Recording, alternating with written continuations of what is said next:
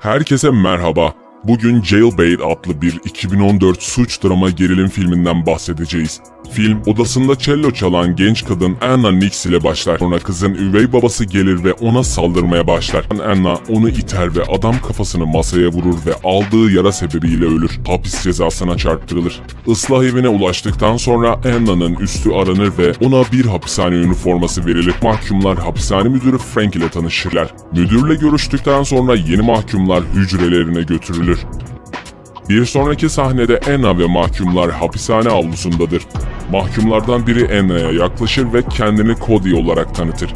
Cody, Anna'ya hayatta kalmak istiyorsa hapishanede bir taraf seçmesi gerektiğini söyler. Kısa bir süre sonra Anna yerleri silerken Cody ve çetesi aniden Anna'yı bir odaya götürüp döverler.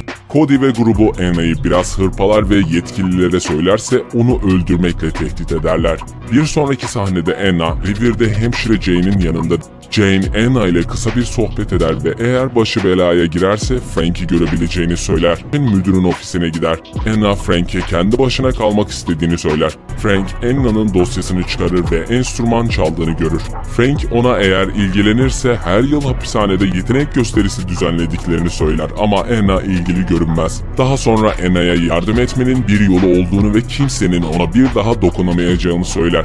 Anna'ya dokunmaya başlar. Ama Anna uzaklaşır ve Frank ona konuşmalarının bittiğini söyler. Hücre odasında Jenny ve Anna hapishanedeki çileleri hakkında kısa bir konuşma yaparlar. Birkaç dakika sonra yakınlaşmaya başlarlar ve yorulup uyurlar. Başka seçeneği olmadığına ve hayatta kalmak istiyorsa Cody'nin grubuna katılmak zorunda olduğuna karar verir. Onları ayırmak için gardiyan gelir.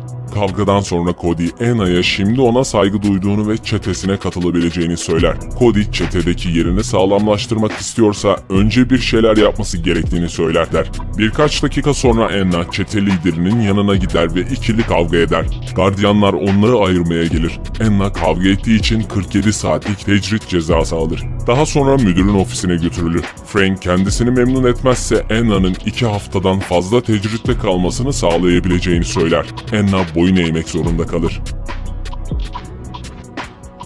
Bir sonraki sahnede Anna, Cody'nin çetesinin bir üyesi olduğunu gösteren bir dövme yaptırır. Dövme yapıldıktan sonra Cody diğer birkaç saniye sonra romantik bir sahne başlar. Ancak bu yatma zamanının geldiğini söyleyen gardiyanlar tarafından kesintiye uğradığı için uzun sürmez. Ertesi gün Anna annesi tarafından ziyaret edilir. Ne yazık ki ikili tartışmaya girdiği için ziyaret kısa sürer. Anna'nın annesi hala üvey babasının ona saldırdığına inanmıyordur. Anna ve çetesi kendi aralarında konuşurken başka bir çete aniden onlara saldırır ve büyük bir kavga çıkar. Daha sonra Anna bir kez daha müdürün ofisine götürülür.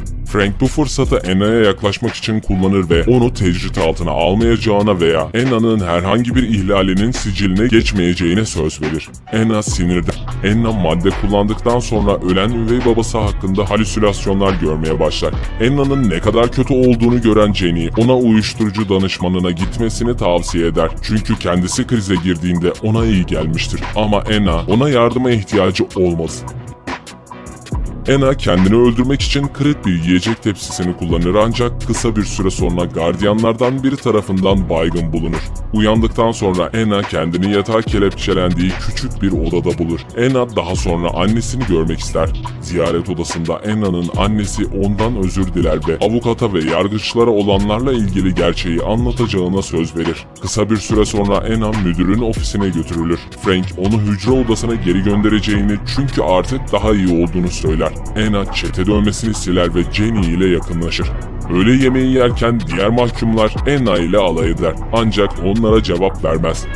Koridorda yürürken Anna kolundaki dövmeyi yok ettiği için Cody ve çetesi tarafından saldırıya uğrar. Revirde Frank Anna'ya Cody'nin cezalandırılacağını garanti eder. Bir sonraki sahnede Anna Jane'e gider ve Frank'le olan sorunu hakkında yardım ister. Jane, Anna'ya kız kardeşinin kocasının vali olduğunu ve Anna'yı daha fazla taciz etmesine izin vermeden Frank'i görevden alabileceğini söyler. Frank bu sırada ofisinden kamera aracılığıyla konuşmalarını dinliyordur.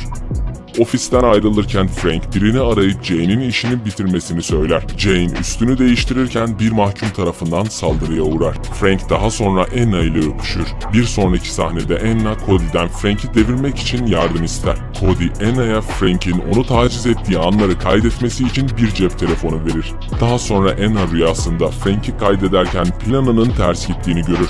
Neyse ki Anna onu memnun ederken Frank'i başarılı bir şekilde kaydetmeyi başarır. Bir sonraki sahnede Anna şartlı tahliye duruşmasındadır. Duruşma sırasında Frank diğer yetkililere Anna'nın şartlı tahliye talebini reddetmelerini söyler. Tam o sırada Anna cep telefonunu çıkarır ve yetkililere Frank'in ona yaptıklarını gösterir. Hemen Frank'in tutuklanması emredilir ve Anna'nın isteği yerine getirilir.